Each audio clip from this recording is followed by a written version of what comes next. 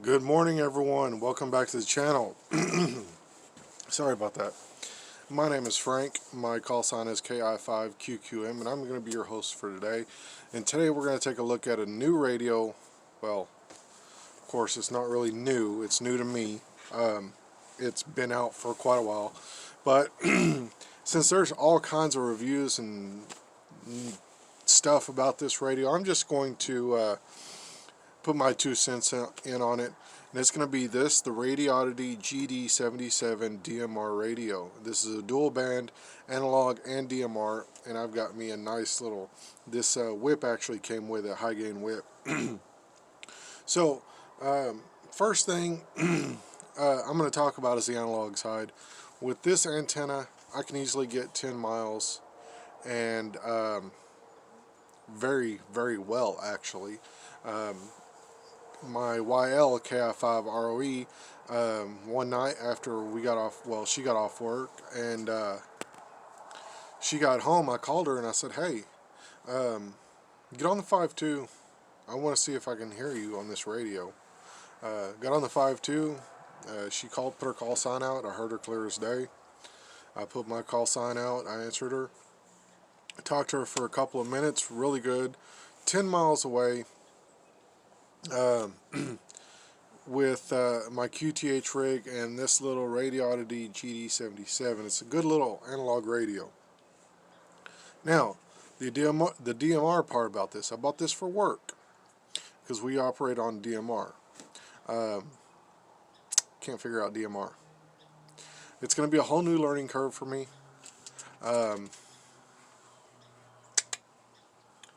It's going to be a whole new learning curve for me. But as far as a analog radio, if you might have, I know a lot of hams, bigger cities use DMR and fusion.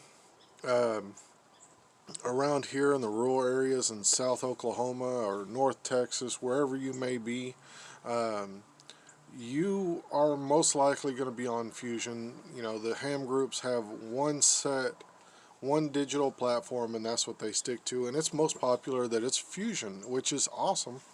I have never operated fusion. I've never operated DMR, and I say it's awesome. It's awesome for them because they probably like it better. They have their pros and cons about it. So the biggest con I have about this radio, I know I'm just rambling on about a bunch of stuff, even though this is about this DMR radio.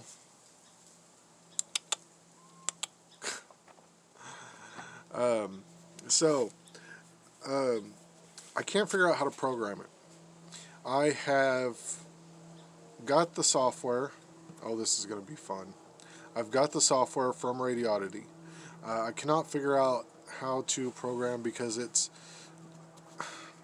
I'm a new ham, so I'm still learning a lot of stuff. There is a lot of stuff that I haven't learned yet, and the reality is it's the programming software between radios. You all know that I mostly run Btech radios, and that's fine with me because they do what I need them to do, and nothing more and nothing less. I mean, they do exactly what I want them to do. I can get on repeaters and I can talk. I can get on simplex when the propagation's good, and I can talk for hundreds of miles.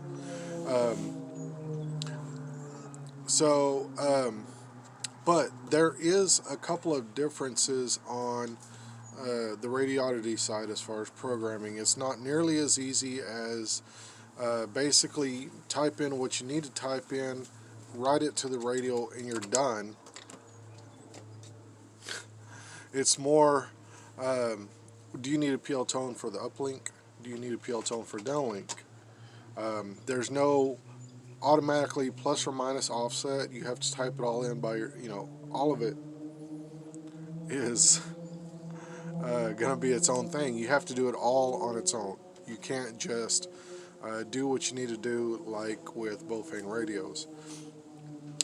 Now, that is a con for me because this is my first Radioddity radio, so I'm going to have to learn all of that and figure out how to do all this. So next week next month, next year, when I do play with it and actually learn it, hopefully actually by the end of the day.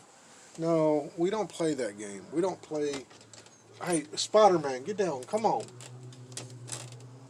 Oh. Here, you know what? You climb all you want. The joys of living in the country and having to have cats for rodent control.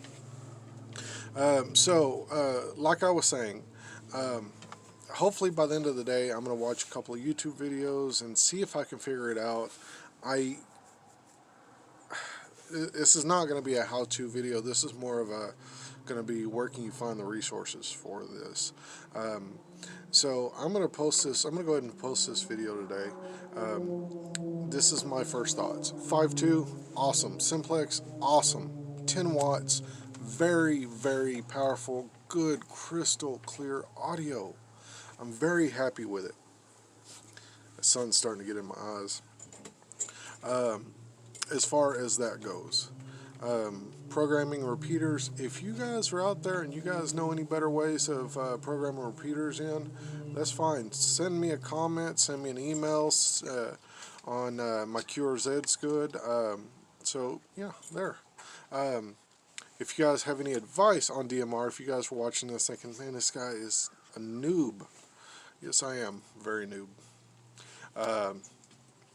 My noob tube, my go-to noob tube is the Btech radio, Bofang radio.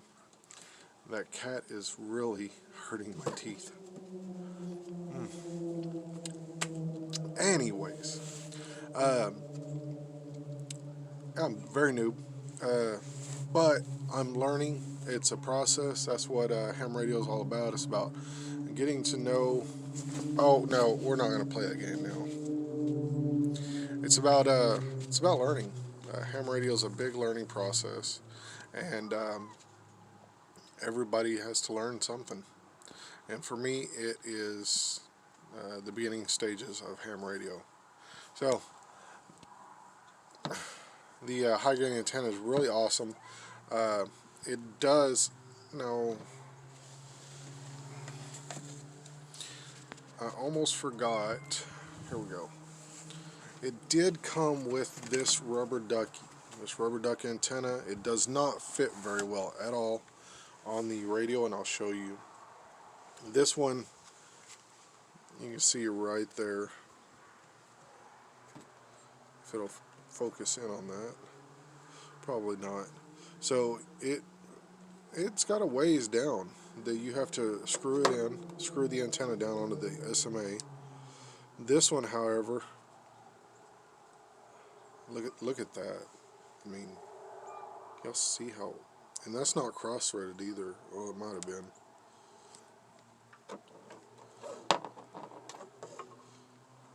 That's not cross-threaded. That's just the way this radio is built. This antenna is built. Very, very not well made. This is a female SMA, so I had to get a male SMA antenna, which this actually, again, this came with it, but I do have a kit that's got adapters that I use if I need to put a Bofang UV82 rubber ducky. Those things are actually really great out of the box. Their rubber duck antennas are really good out of the box.